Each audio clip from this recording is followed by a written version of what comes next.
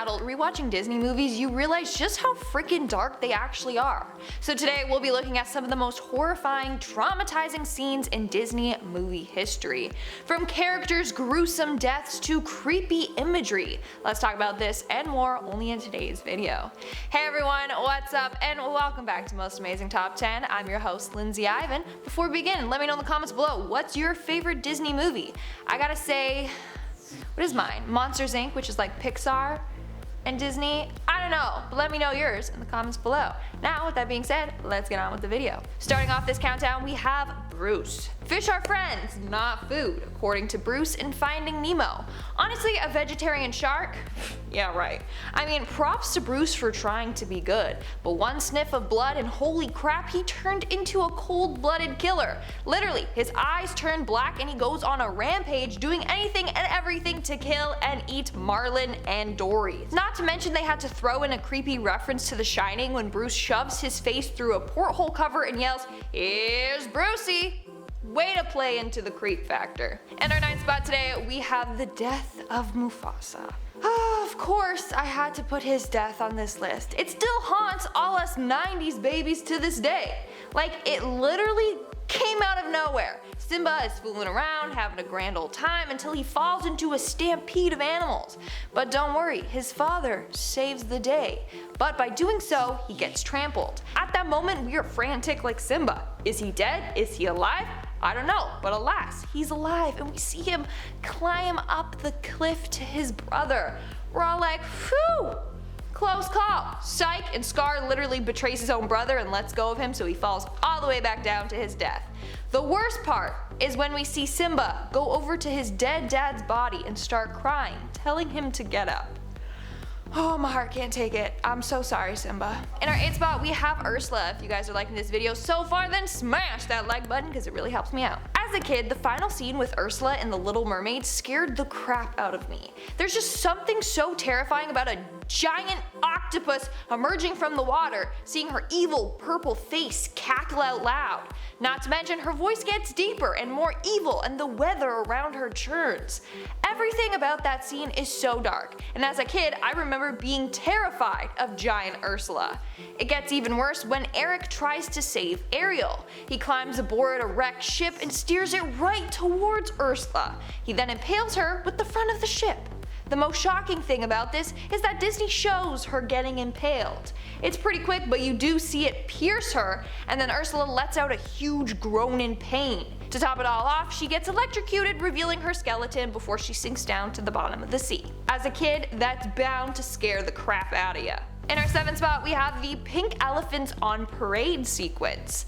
I know that Dumbo isn't the most popular Disney movie of all time, but if you've seen it, then you already know there's one completely random sequence that serves nothing to the plot, honestly. This is the Pink Elephants on Parade song number. Basically, in the movie, Dumbo gets drunk, you heard me correctly, and begins to hallucinate, during which he sees a bunch of creepy pink elephants dance around him. It's a 4-minute long sequence of just elephants morphing into different objects and changing shapes and colors.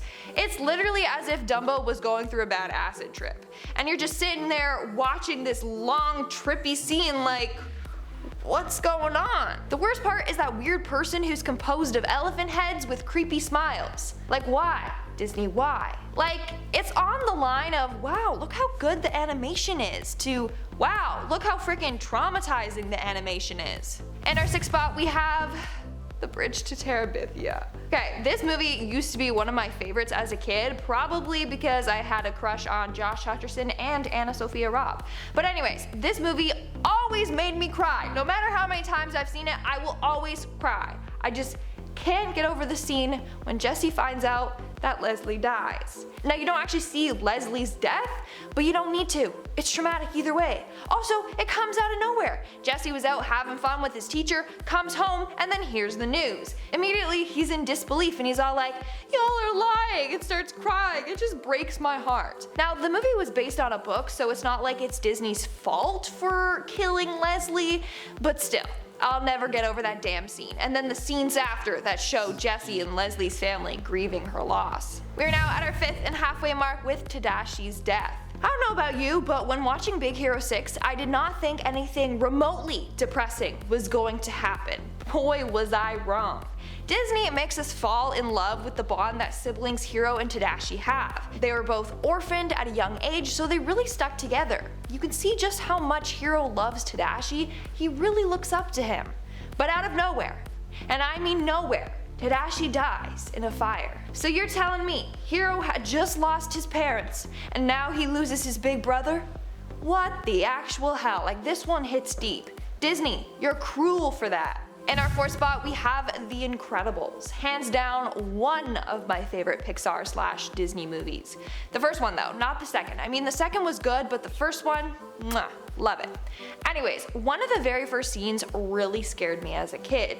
It's the scene where it says that the supers are cancelled. During that scene, we see a man try to end his life by jumping off of a building. Mr. Incredible saves him, and then the dude sues him, being like, I wanted to die, why did you save me? It's really dark and like out of nowhere. And this is a kids movie, yet they're talking about people trying to end themselves. In our third spot, we have No Capes. This is another fairly dramatic scene from The Incredibles. So in the scene, we have my favorite Edna Mode, and she's talking about how Mr. Incredible's new suit is not having a cape. Why?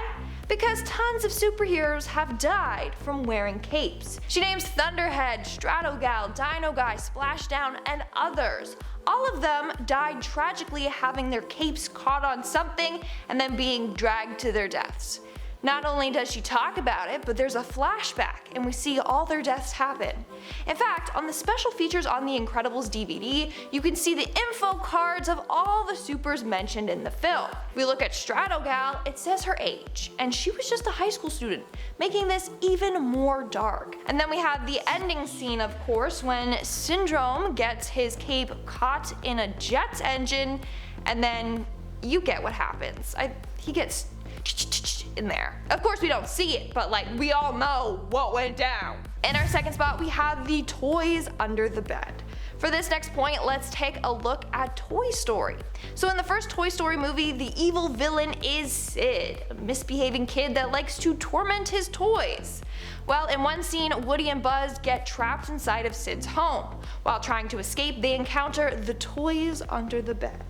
Then we see this weird baby spider with a missing eye and an evil smile like crawl its way out from under the bed, and then it turns its creepy head to Woody. He freaks out, and then more weird mutant toys make a terrifying appearance, including a Jack-in-the-Box with a zombie hand instead of a clown, and it moves around by dragging itself along the ground. I don't know why they had to make this scene so freaking terrifying. And in our number one spot today, we have Clayton's death. There's a number of terrifying scenes in Tarzan, like the death of Tarzan's parents, where they literally get mauled to death, and then later on you see their dead bodies just laying there. But that's not the scene we'll be talking about. No. Let's talk about an even worse scene, and that's Clayton's death. So the man in yellow was hired by Jane and her father to help them on their expedition to find the gorillas. But he had more sinister intentions and was going to capture the gorillas and sell them back in England. Well, towards the end of the movie, there's an epic showdown between him and Tarzan. During the scene, Clayton gets tangled in the vines and one gets wrapped around his neck. So he starts cutting off the vines. Tarzan sees this and tries to warn him, but before we know it, it's too late, and Clayton cuts all the vines but the one hanging around his neck. He falls down and accidentally hangs himself. The scariest part is when we see his shadowy, limp outline just swinging back and forth. That right there, folks, is traumatizing. Like, we get it, he died. Disney didn't need to add that gruesome little detail. Alright guys, that's all for today's video. Let me know in the comments below what Disney movie scene terrified you as a kid, or even now. And now, speaking of comments, let's move on to our comment shout out portion. I'll be shouting out comments from the video. Top 10 unsettling secrets in Disney movies. Very themed, right? Disney. Anyway. James Silver commented, so about the Cinderella story, I have a problem with. The whole outfit given to Cinderella included glass slippers, so when the gift wears off at midnight, shouldn't the glass slippers disappear along with everything else? Just saying. That's what I thought too. Like, how come they stayed? Like, don't know, maybe it's the fairy godmother's doing, being like, oh, it was meant to be, he has to go find her. I don't know, but they have some explaining to do. Nicholas Dixon commented, morning ritual, check out top 10 Bumble and the lovely Peach. Love ya. No, love you, Nicholas. If you don't know what he's talking about, go check out my new channel. It's not really new anymore, but still, it came out this year. Anyway, my channel called Peach, and go subscribe. It's a good time. And Bless This Crazy Mess commented, I need to catch up with Peach because I thought she had blonde in her hair. Yeah, so sometimes they post like marathon videos and it's like old clips where I don't have this, and then the other video you saw was pre-filmed. So a little insider information there. So don't worry, my hair is still the same. Cause like how could it just magically like grow and change? I don't even know. Alright guys, that's all the comments I'm shouting out for today's video. Make sure to comment something down below for a chance to be featured in my next comment shout out. And as always, don't forget to give this video a big thumbs up and subscribe to Most Amazing Top 10 for more amazing videos. I've been your host, Lindsay Ivan, and I'll see you when I see ya.